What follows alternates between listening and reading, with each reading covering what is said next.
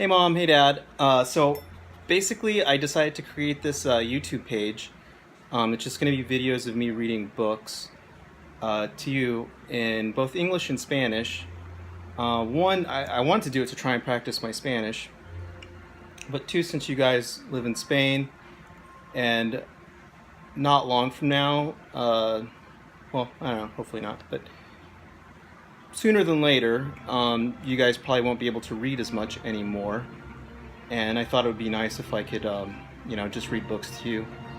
And that way you get to enjoy seeing me, hear my voice, and also hearing stories. That way, basically it's a new way of communication. And so I'm going to record these videos daily and then upload them to my YouTube page, and you guys can watch from there either on your phone or on your computer. When you're not able to do that, hopefully someone will be able to set that up for you. And so hopefully over the years we'll have, maybe hundreds of videos that you can always go back and watch and listen to my voice when you're just laying in bed or whatever. Okay, so for the very first video, I decided to use the old Encyclopedia Britannicas that mom bought in junior high and then that I've kept. And I decided the first topic I'm going to read is about the Generalissimo, Francisco Franco. And then tomorrow I'll probably read a book in Spanish for 10 minutes. So normally I'm going to set this timer for 10 or 15 minutes. And, whichever comes first, the end of the chapter or the 10-15 minutes, depending on the amount of time I have, that will be the end of the video, and then on to the next day. Okay, so here we go.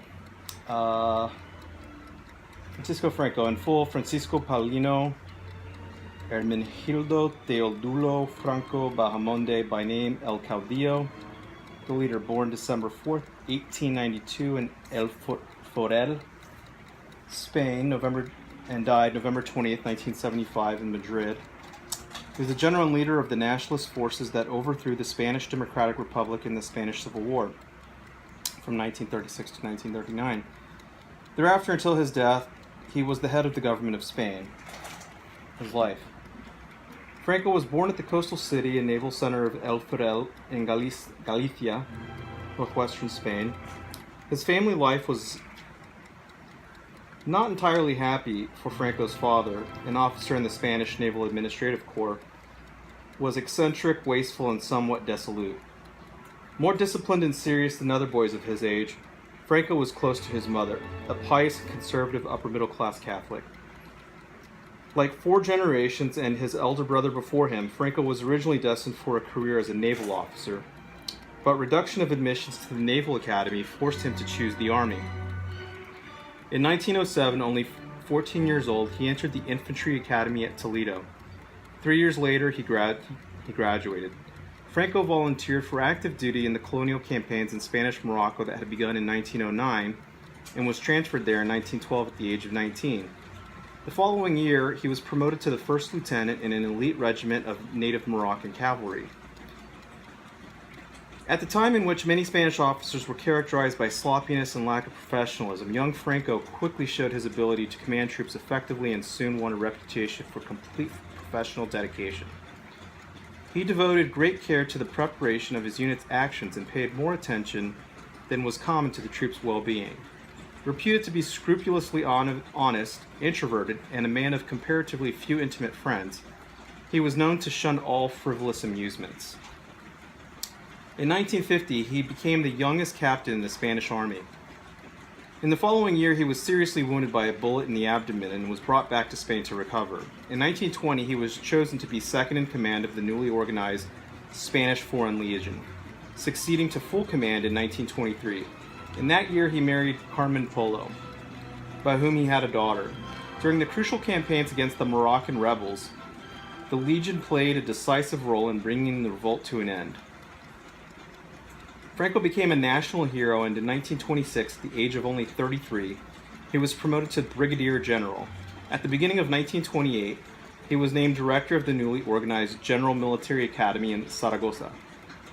After the fall of the monarchy in 1931, the leaders of the Spanish Republic adopted a sharply anti-military policy, and Franco's career was temporarily halted. The General Military Academy was dissolved, and Franco was placed on the inactive list. Though he was an avowed monarchist and held the honor of being a gentleman of the King's Chamber, Franco accepted both the new regime and his temporary demotion with perfect discipline. When conservative forces gained control of the Republic in 1933, Franco was restored to active command. In 1934, he was promoted to Major General. In October 1934, during the rising of Asturian miners who opposed the admission of 3 members of the right to the government, Franco was called in to quell the revolt. Success in the operation brought him new prominence. In May 1935, he was appointed chief of the Spanish Army's General Staff, and he began the work of tightening discipline and strengthening military institutions, both seriously weakened by the Republic's earlier anti-military position. No longer able to retain control of the country, the center-right government was dissolved and new elections were announced for February 1936. By this time, the Spanish political parties had split into factions, the rightist National Bloc and the leftist Popular Front.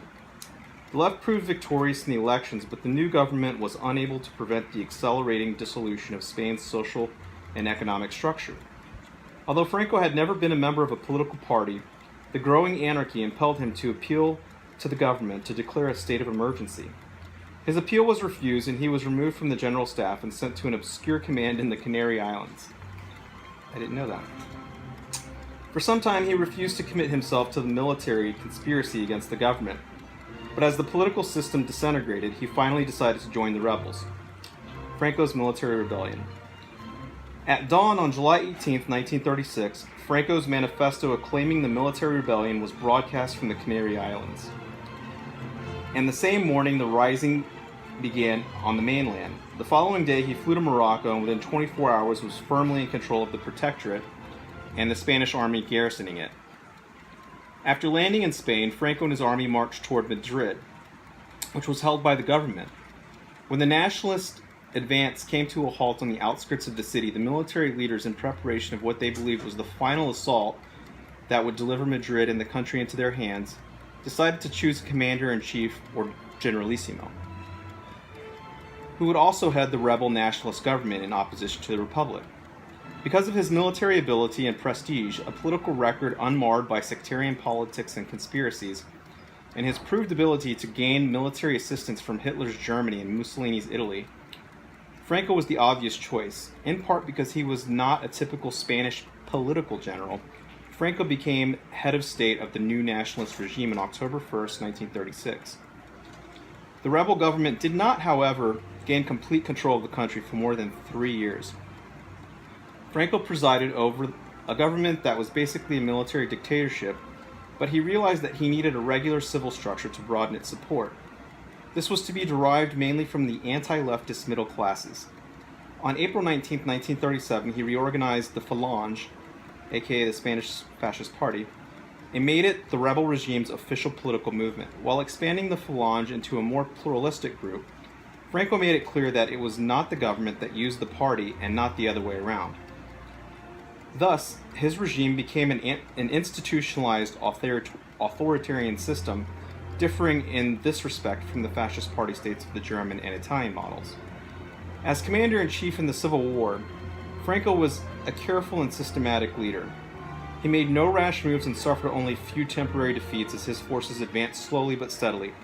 The only major criticism directed at him during the campaign was that his strategy was frequently unimaginative. Nevertheless, because of his relatively superior military quality of his army and the continuation of heavy German and Italian assistance, Franco won a complete and unconditional victory on April 1st, 1939. The Civil War had been largely a sanguinary struggle of attrition, marked by atrocities on both sides. The tens of thousands of executions carried out by the nationalist regime, which continued during the first years after the war ended, earned Franco more reproach than any other single aspect of his rule, although the other side also had atrocities.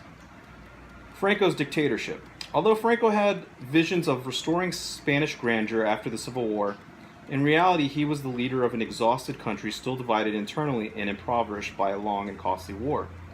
The stability of his government was made more precarious by the outbreak of World War II only 5 months later. Franco was at first shocked by Hitler's unprovoked assault on Catholic Poland and carefully avoided involvement in the war. His wartime diplomacy was perhaps Franco's ablest political achievement. It was marked by cold realism and careful timing. The evidence indicates that had Hitler ever been in a position to win a quick and total victory, Franco would have been willing to enter the conflict on Germany's side. As it was, his government remained relatively sympathetic to Hitler while carefully avoiding a direct diplomatic and military commitment. After his interview with Franco in 1940 at Hendaye, France, Hitler is said to have remarked that he would as soon have 3 or 4 teeth pulled than to go another bargaining session like that with Franco. The most difficult period of Franco's regime began in the aftermath of World War II, when his government was ostracized by the newly formed United Nations. He was labeled by the hostile foreign opinion the last surviving fascist dictator, and for a time appeared to be the most hated Western head of state. Within his country, however, as many people supported him as opposed him, the period of ostracism finally came to an end with the worsening of relations between the Soviet Union and the West at the height of the Cold War. Franco could now be viewed as one of the world's leading anti-communist statesmen, and relations with other countries began to be regularized in 1948. His international rehabilitation was advanced further in 1953 when Spain signed a 10-year military assistance pact with the United States, which was later renewed in a more limited form. Franco's domestic policies became somewhat more liberal during the 1950s and 60s, and the continuity of his regime, together with its capacity for creative evolution, won him at least a limited degree of respect from one of his critics. Franco said that he did not find the burden of government particularly heavy, and in fact, his rule was marked by absolute self-confidence and relative indifference to criticism. He showed marked political ability, engaging the psychology of the diverse elements ranging from moderate liberals to extreme reactionaries, whose support was necessary for his regime's survival. He maintained a careful balance among them and largely left the execution of policy to his appointees, thereby placing himself as arbiter above the storm of ordinary political conflict. To a considerable degree, the opprobrium for unsuccessful or unpopular aspects of policy tended to fall on individual ministers rather than on Franco. The Falange State Party, downgraded in the early 1940s, in later years became known as merely the movement, and lost much of its original quasi-fascist identity. Unlike most rulers of rightist authoritarian regimes, Franco provided for the continuity of his government after his death through an official referendum in 1947 that made the Spanish state a monarchy and ratified Franco's powers as sort of a regent for life. In 1967, he opened direct elections for a small minority of deputies to the parliament, and in 1969 officially designated the then 32-year-old Prince Juan Carlos, the eldest son of the nominal pretender to the Spanish throne, as his official successor upon his death. Franco resigned his position of premier in 1973, but retained his functions as head of state, commander-in-chief of the armed forces, and head of the movement. Franco was never a popular ruler and rarely tried to mobilize mass support, but after 1947 there was little direct or organized opposition to his rule. With the liberalization of his government and relaxation of some police powers, together with the country's marked economic development in the 1960s, Franco's image changed from that of a rigorous Generalissimo to a more benign civil elder statesman. The company of his 6 grandchildren and frequent hunting and fishing expeditions constituted the principal diversions of his later years. Franco's health declined markedly in the late 1960s, but advanced age brought no slackening of self-confidence. He believed it within his power to bequeath to his country a stable continuation of his regime in an atmosphere of prosperity and accelerating modernization. Well, I hope you enjoyed that encyclopedia reading for today. So tomorrow I'm going to try and read some Spanish books for you. All right. Love you. Hope you enjoyed this series.